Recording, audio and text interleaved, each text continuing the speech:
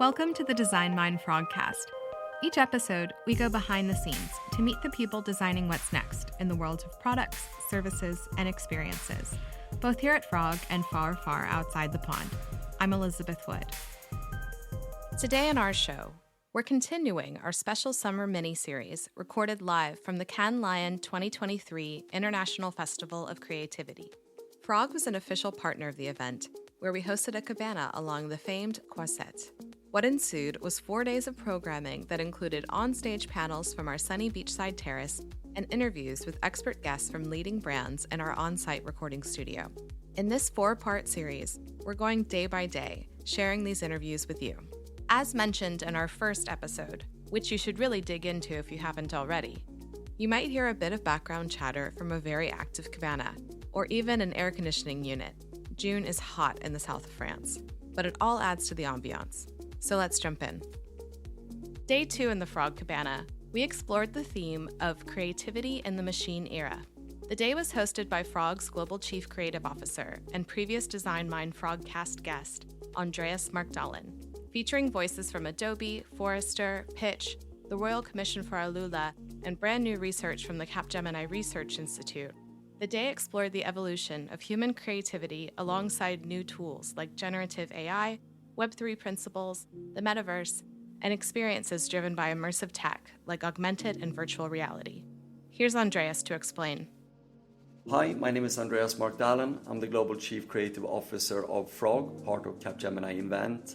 This was really the first time that we showed up at the Cannes Lions Festival. We had a really interesting week full of great conversations, lots of inspiration, being able to connect to the global creative community, showcasing the Frog brand, telling our story as challengers in this space, and really, arguably most important, start to connect with our clients and some of our partners around some of the key topics that we see defining the creative discourse around the work today.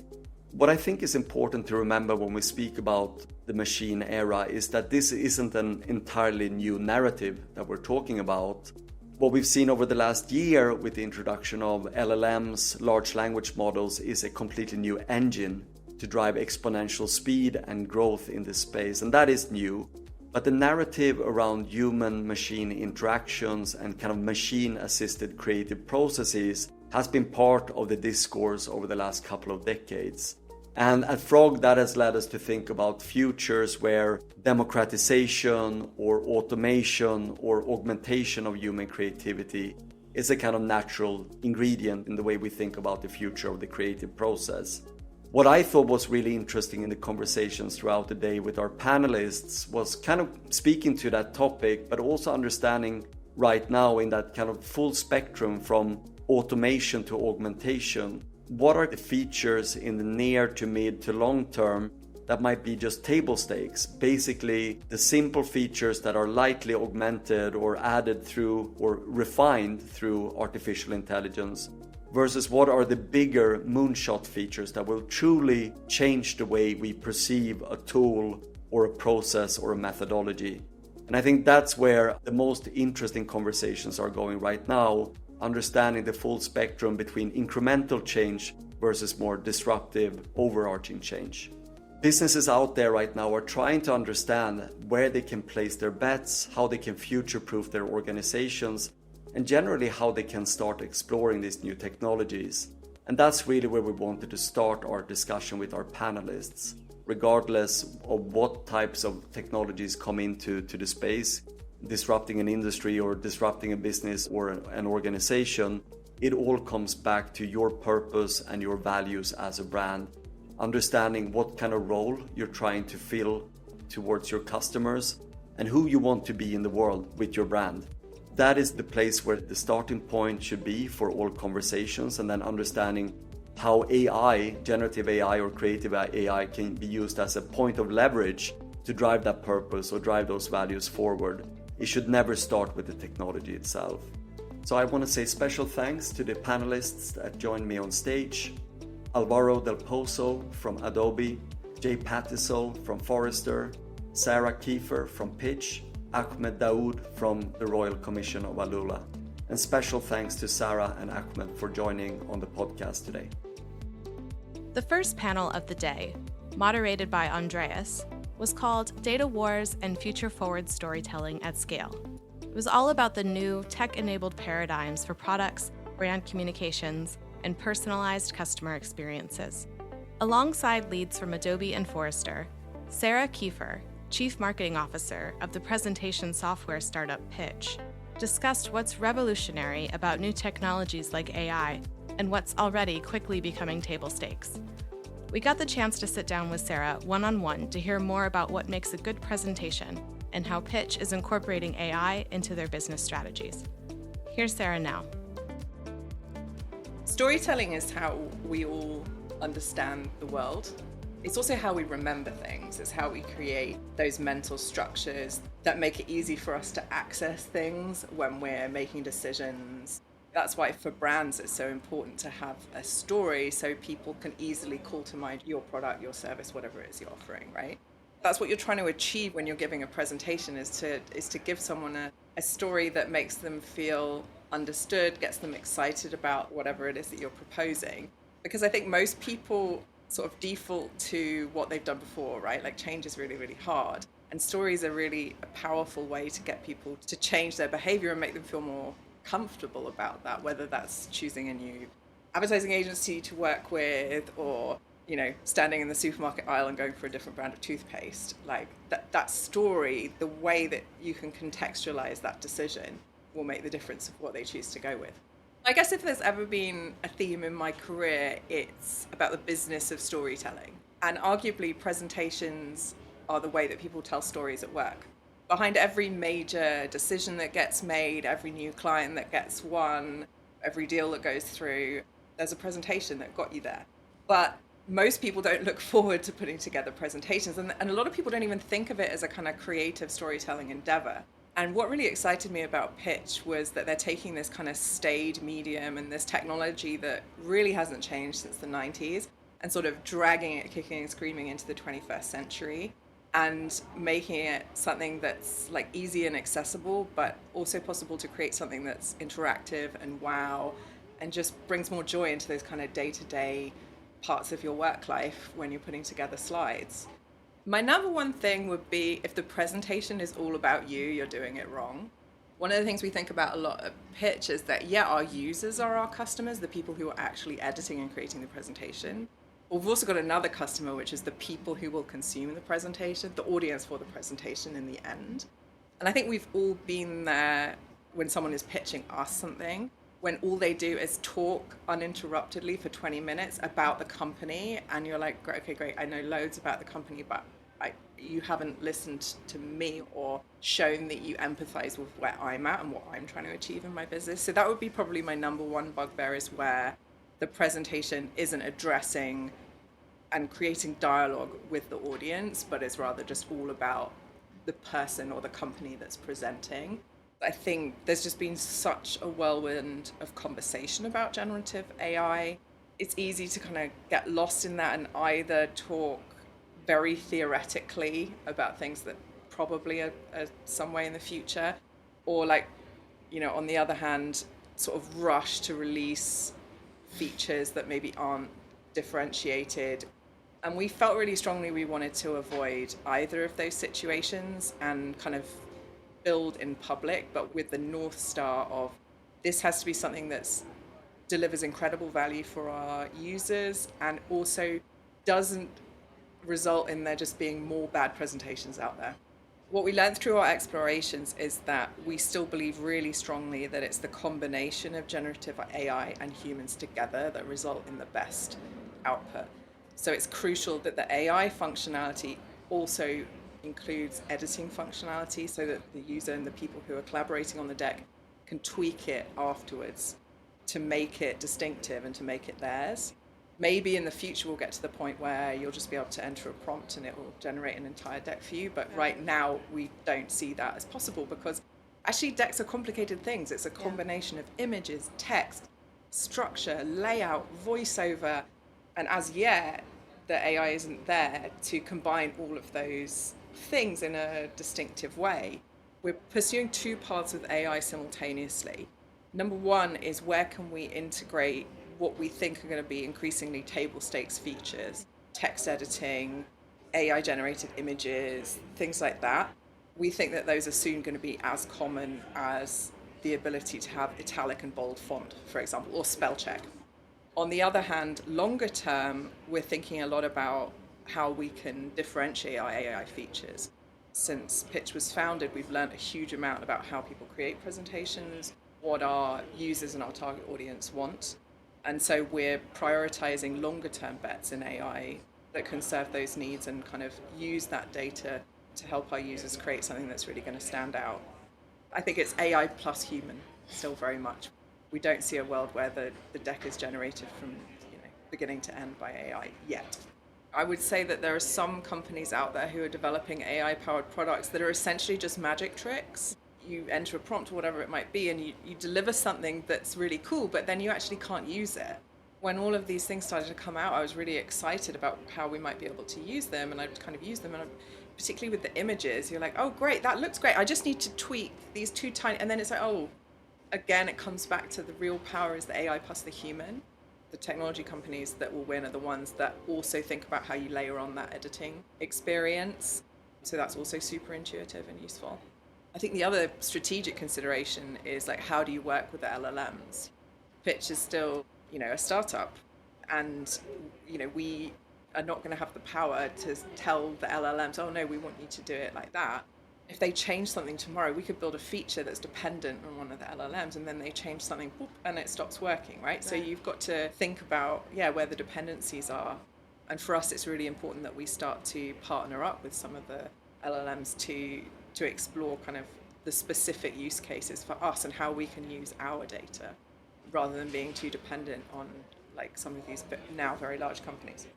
We've set up like a special kind of AI team who were dedicated to thinking about our more long-term investments in AI, our partnerships with LLMs, things like that, whereas we've integrated more of the sort of table stakes features or ways that we might be able to use AI to accelerate roadmap items that we were going to develop anyway.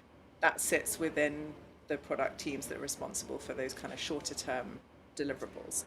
Also thinking about how do you structure your team and also explain what you're doing with AI to your team in a way, because I think everybody's feeling a little bit kind of confused and stressed about what's happening with AI.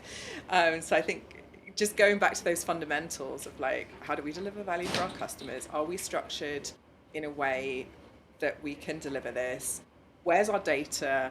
How can we use our data to feed into LLMs and other data models? Not getting so stressed about the short term that you don't take the time to think about those fundamentals within your business. Now, Sarah also shared that Pitch offers a template gallery to make short work of presentations like, say, trends reporting from discussion at Cannes Lions that you can check out at pitch.com. Next up, you're going to hear a conversation between Frog Vice President Laurence Parks, based in the London studio, and Ahmed Daoud, Executive Director of Innovation for the Royal Commission of Al-Ula. Ahmed joined us on stage in the Frog Cabana to talk about journeying into the metaverse and how RCU is using immersive technology to drive tourism and conservation to the region's World Heritage sites. Afterwards, he sat down to talk about what it takes to create change in any organization, in the role of science fiction in inspiring real-life innovation. Here's Laurence and Ahmed now. So I'm Ahmed Daoud, and I head up innovation for the Royal Commission of Al-Ula, which is the entity responsible for the stewardship in the development of Al-Ula County in northwestern Saudi Arabia. And I'm Laurence Parks. I'm VP in Frog London, working with Ahmed on all of the innovation work that we're doing with the Royal Commission of Al-Ula. Firstly, Ahmed, thank you so much. We've just come out of an amazing talk that you've had with Andreas, our Chief Creative Officer, talking about the journey that we've been on into the metaverse specifically. I'd love to spend a moment to sort of delve deeper into some of the themes that came out in that conversation, to ask some follow-up questions that I had as you were talking with Andreas, and reveal, I guess, some of the challenges and the way that we've collectively, I guess, got over those challenges to deliver the work that we've done and the work that we will be delivering and launching in the close future. I wanted to pick up on one of the things you talked about towards the end of the interview, actually, around psychological safety. You were very eloquent on the point of how important it is for teams to have that psychological safety, to take risks to drive innovation. My follow-up question really is, how do you enable psychological safety with teams that are essential to help you deliver innovation in the wider organisation that you might not be leading yourself? You talked very eloquently about how to bring people on the journey and make sure that people are educated. Obviously, we have been trying very hard to enable that in the wider organisation. But that psychological safety is important for others who you need to bring on the journey. How do you propose that others who might be listening in, who are facing similar challenges in their organisations, learn from our experiences? In my opinion, the responsibility and accountability falls with everyone who has at least one direct report. Because you play an outsized role in that person's overall well-being, and by extension, the well-being of their family. So being a boss or a manager that is only optimizing for bottom line, only optimizing for results, meaning that you're designing for unhappy employees and designing for low retention, which in the long run is going to be detrimental to your bottom line. If the people that report to you are happier, they're able to go back home to then, as a consequence, happier families. They're coming back the next morning, happier people, and so on and so forth. So you're becoming a critical component in a cycle of well-being that, in my opinion, may even eclipse a lot of the other HR work and trainings that get done around well-being of employees. There have been studies that have been done that show the number one factor for employee satisfaction is psychological safety, knowing that my job does not hinge on one mistake, that my ideas will not be invalidated, and that my thoughts and person will be respected and valued. I would suggest that the philosophy that you apply to your team, you also apply to us in Frog. No, seriously, I think that psychological safety between client and agency is fundamental too. I mean, we can come to you with early ill-formed thoughts and say, hey, we think there's something in this, what do you reckon? And whenever we've done that, we've got really, exactly the right response from you, which is like, well, it might be great, let's keep exploring, which is sort of all you want to hear, because I understand that you trust that we'll only bring stuff to you that we really think is worth thinking about, but we don't have to spend weeks making sure it's perfectly finished in order to share it with you. And I think, I have to also be honest about the fact that, from my perspective, it's actually in my best interest, right? Especially in innovation, you don't want to take the risk of missing out on what could potentially be the best idea. If people don't feel open to sharing a wide pipeline of ideas, you may miss the one idea that could completely revolutionize your business. Yeah, no, agreed. And actually, that was going to be one of my other questions. You mentioned in the interview earlier, innovation is about having a wider cone of exploring what your options might be. Traditional, kind of well-established, kind of trusted options are here, but actually innovation is about, widening it.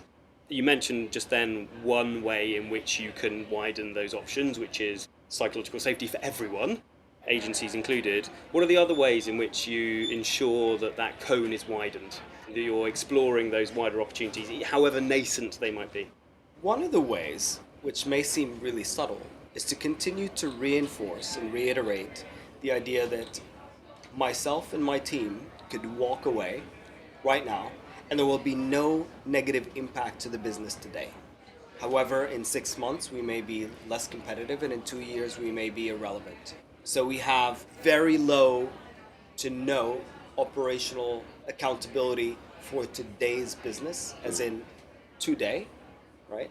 And we have an outsized responsibility and accountability towards the future of the business, whether we're talking in a 1 or 2 quarters horizon or 1 or 2 years horizon.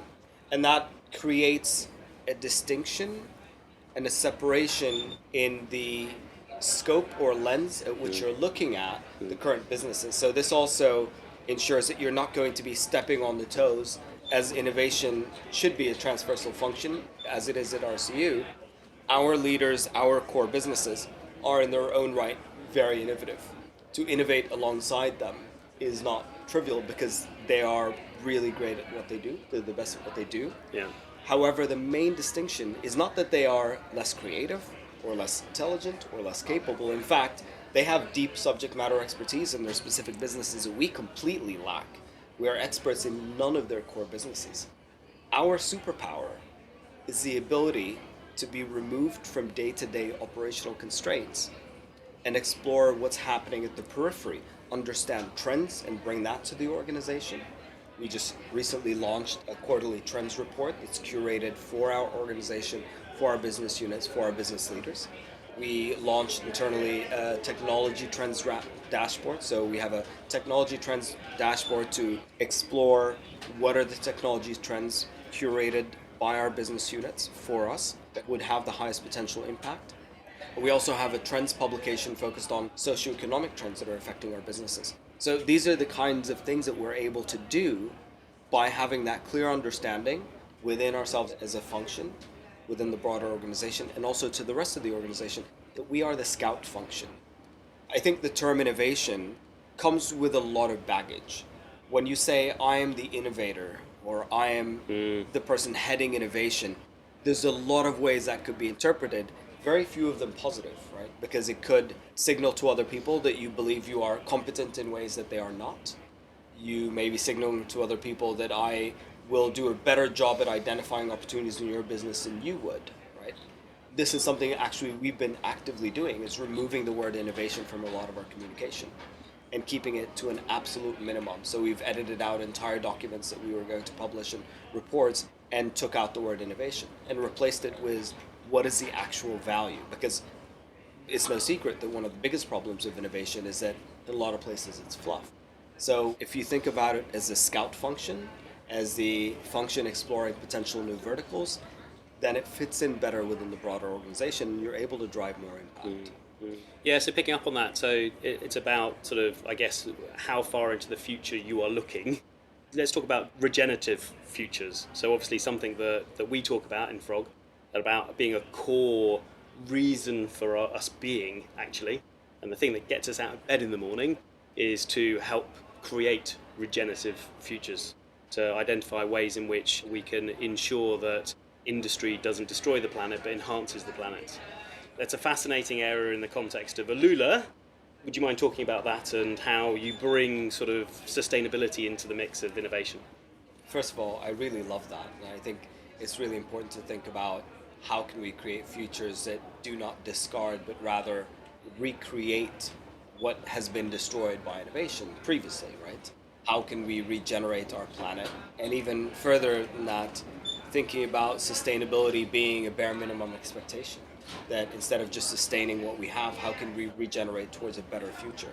Instead of decoupling the value chains between, economic growth and opportunity and the well-being of the planet, how can we reverse the coupling to where creating more opportunity, creating more wealth, creating more growth has positive impact on the planet?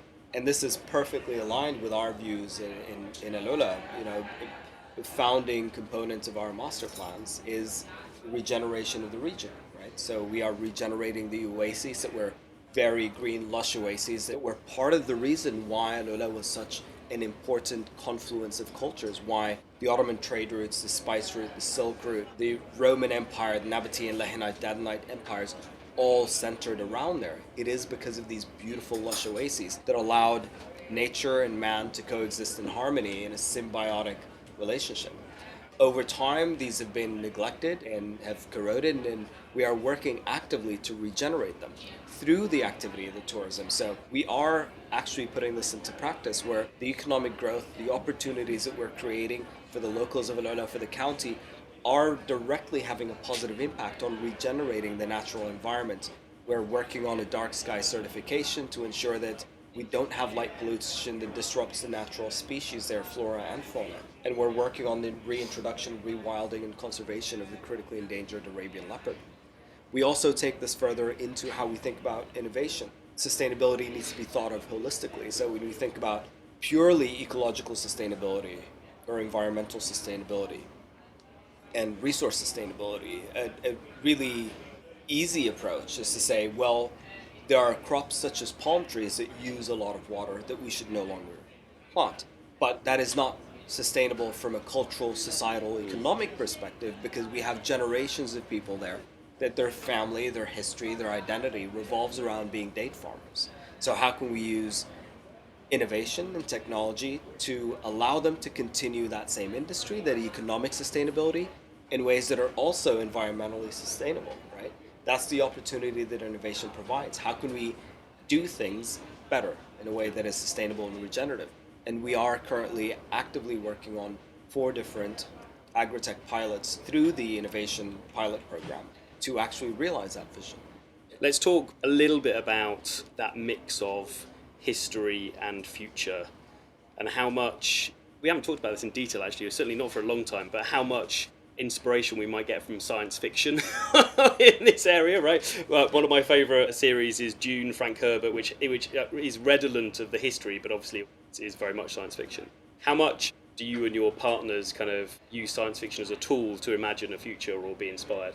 In the course of developing our detailed innovation strategy that we've been working on for some time and activating now, we actually did look at science fiction quite a bit to say, how can we imagine the futures, the potential paths of the future that we would need to backcast from to build an innovation strategy that is resilient, that accounts for these possible future scenarios. So in innovation management, exploration of potential futures based on science fiction lore is something that's actually a really powerful tool, right? When, talking about backcasting, when you look at the science fiction greats like H.G. Wells and how a lot of what they wrote about ended up as fantastical science fiction at the time, ended up being actual reality, it's actually hard to tell which influenced which, right? And is it the fact that he wrote about it that made this reality manifest? Did that have some effect?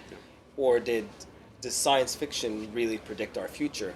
And regardless of the answer, it's really, I think, naive to ignore the importance of science fiction in imagining a future, even when we talk about historical heritage destinations such as ours. Yeah. Flipping from science fiction to another, I guess, cultural reference, you mentioned Indiana Jones in the interview. I guess the ability for technology to overlaying content onto what exists there to help, I guess, enhance people's imagination about what they are seeing and what existed there before. Obviously, we have plans for how we might use this, specifically around the old town in Al-Ula. Do you care to talk a little bit more about that and kind of where we could take that, I guess? Yeah, and actually this is still along the narrative of how do we use the technology of the future, right, to recreate the past. And I think there's a very beautiful and elegant dialogue that happens there at the intersection of man and machine when you're able to use these technologies to seamlessly create immersive experiences that transport people. Right? That's why so many people love historical dramas, because they're this fantastical vignette into a time and a life that has passed, right? Into things that no longer are accessible absent, the dream of time travel. Yeah. So how can we allow people to travel through time? And our founding master plan for Al-Ula is called the Journey Through Time, because of the narrative that has seamlessly flown from thousands of years to present day across one master narrative. We really kind of live and breathe this Journey Through Time master plan. And if we're able to further that vision, both of the Journey Through Time and also the vision of the living museum that we have, through technology, through innovation in a way that is elegant, that does not kind of water down the destination, which we believe, and we've explored this in our work together, is very possible. I think we bring something very interesting to the table. Very excited to see what materializes out of this. It is very exciting. So I'm going to sort of end on one challenge, I guess. So we've obviously done some stuff recently in metaversal experiences, immersive experiences. Don't want to use the term metaverse quite as much because it's obviously yet to exist. Obviously, you mentioned in the interview sort of the hype cycle and how as the metaverse as a thing sort of drops off, generative AI is kicking off and getting into the frothy stage, as Andreas mentioned. For those who are sort of being cynical about, I guess, the metaverse, what would your response be to the fact that the work that we've done so far has had its time or was there because of hype and we've moved on? So, I mean, we've talked a lot about kind of the metaverse is a particular aspect to it, gaming and what the value of gaming, etc. is relevant. But help those people who are cynics kind of see the light, I guess. I mean, the metaverse and generative AI and all these things may be new, but human behavior is not new, right? nor are typical market patterns. So when we look at this and we see the cynics on the metaverse, all you have to point to is the same exact conversations happening in social media a decade ago or more, right? So there was the same hype cycle. There was let's throw everything against the wall and see what sticks. That led to a fervor of activity on social media platforms. So many of them emerged that we no longer think of today. And the ones that had use cases that added value stuck around and became multi-billion-dollar businesses today. So I think that's a really, really important recent history lesson that metaverse cynics should look at, right? Because we are seeing the exact same patterns. This is no different than what's happened before with almost every single new technology platform that allows for content creation. You have a lot of useless use cases or non-use cases, and that leads to a very high volume of activity. And when the market begins to reject things that don't make sense, we've seen this with the Metaverse Fashion Week going from, 260,000 visitors to 26, I think, a 90% drop. Because given the choice between a real fashion show and a metaverse fashion show, no one wants to go to the pixelated metaverse fashion show, right? But if you're able to build experiences that add value, that tell stories that you can't otherwise easily tell in the real world, you are more likely going to be one of the use cases or the platforms that ends up being successful and becoming the next billion-dollar business. That's my answer. Very good. Great place to end. Thank you so much, Ahmed, for the ongoing work that we're doing together, with you joining us here in Cannes and being on the stage and continuing the conversation with me over the last half an hour. Thanks very much. Wonderful. It's been a pleasure. Thank you. Cheers. That's our show. The Design Mind Frogcast was brought to you by Frog, a leading global creative consultancy that is part of Capgemini Invent. Check today's show notes for transcripts and more from our conversation. You'll also find a link to the new research report on generative AI from Capgemini Research Institute. We really want to thank our guests, Andreas Markdalen, Global Chief Creative Officer at Frog, Sarah Kiefer, Chief Marketing Officer at Pitch, Ahmed Daoud, Executive Director of Innovation for the Royal Commission of Al-Ula, and Laurence Parks, Vice President in Frog London.